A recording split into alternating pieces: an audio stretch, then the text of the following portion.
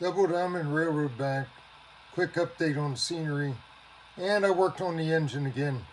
Instead of hauling a KCS upstairs for Loc Programmer to work on the horn, I looked up the numbers, CV numbers, for the horn, the volume, the pitch, and was able to get into it here with the controller, isolated on a program track, and I'm tuning the horn down, lower in pitch. I'll show you here after a while. So I'll find the right magic setting that I like here after a while. So many variations of horns. I've been K5LLA, been watching a bunch of KCS, Santa Fe, BNSF, and UP horns, K5LAs, LLA, and all kinds of pitches from high to real low. So we've been playing with that till I find a number that sounds really good. Now we're going to show you what over here we did, but not complete yet, because I can't get my gray can of paint. Well, it's not a can, it's a jar of paint. Can't get it open again. So I have to wait till my wife comes home and get a hold of that thing, crack it open. I can't hold it with my left arm, it just spins, too slick. Try to hold it down on something and I can't get it to do that. It's all gummed up again. A couple of years old. So anyway, I got to paint gray over the brown. I spray painted the yard lead track the other night or afternoon. Yeah, yesterday afternoon, right before I had lunch here about 1. So I got the track sprayed like the other ones. All the way around on the yard lead. Then I came down a while ago, and it's starting to blend in now, pretty good. Painted with a foam brush, olive drab, over the edges. Some looks like it's grown up. I'll balance that, it'll work perfect. So that's why I got to get to gray and do the edge up here on this road. But it looks pretty good, like dirt and grass on the edge of the road. Get you over this. All along the edge I went with green to get it back to normal. Back there I had to do, all back here I had to do that. And down through here. This looks like grass and dirt together. It's pretty good. Then we'll go with ballast over top. What I'm doing is ballast first, then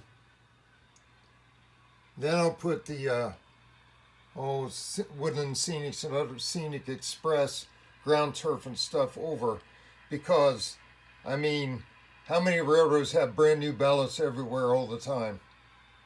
You know, weeds grow up through stuff, so it's going to be easier. Put the ballast down, then sprinkle weeds on top, grass and turf on top. Then it'll look more natural the way things evolve. Rarely do you see how long does it stay brand new looking ballasts? So we'll sprinkle on it around like we did on the other side of the layout. But I want to get the gray out and paint this over again, clean that up, make it look more uniform until I get the other scenery on. So that's what we've been doing yesterday and today. Wanted to get that spray painted so that I can ballast it. First thing I'm going to ballast is that yard lead, but I got to paint that gray next, which won't take but a couple minutes. Let it dry. Then I can start ballasting tomorrow on the yard lead, get that done. That's been there for like a year, unballasted. I'll do that to get me practice back into doing ballasts, and then I'll start on the yard back here. So I need some hand brushing in there with the brown. Even that up.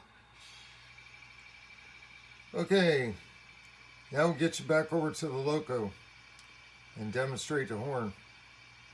Okay, while I've got the camera here too, just ordered some,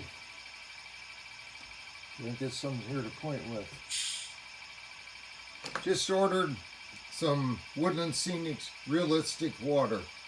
I figured out seen that product, and I've got a bunch of places around here. If you ever watch the cameras on real railroads after rain or several days after rain, you always got water in the ditches, between the tracks, beside the tracks. And when I did this, I carved out a bunch of little pit holes along the tracks everywhere. You can see right down there. Got a big one right here to fill. Got this over here, kind of carved down some stuff over there. So come in the other side. Right along here, back through here, all that stuff. Want to put some water in there. I even have a spot over here, some missing ballast between two tracks. I'm going to put some water in there because realistically, it's like that everywhere. All along the tracks, you got water laying in puddles. Looks kind of crappy. So we're going to get that in. Be here about probably, let's say Tuesday before I get that. And I got a bunch of holes over there on the west. I want to fill those with that material. That would be cool. And I'll make some green bottom, dark bottom, different things like that to shade it different. Okay, give a quick demo here of the, it's the KCS is blowing the horn, right? That's the only one that has sound in there.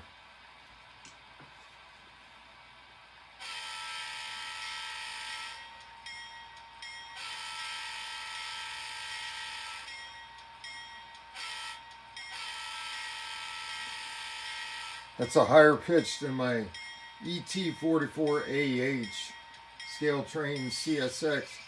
Same horn sound. Except that might be a K5HA or something. It's deeper. But the KCS, most of them I see out in the middle of the country, they're higher pitched. So BNSF, UP, all of them.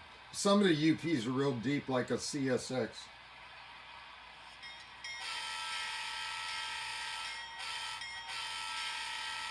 That's set on 125 on the minimum maximum. That changes the pitch on a horn setting. So I kind of like that. It's got real presence, got some power. Okay, that's all for now for the quick update on scenery and what I was tinkering with on the Loco on a horn. So we'll catch you guys later. See what else we get into. Double Diamond Railroad out.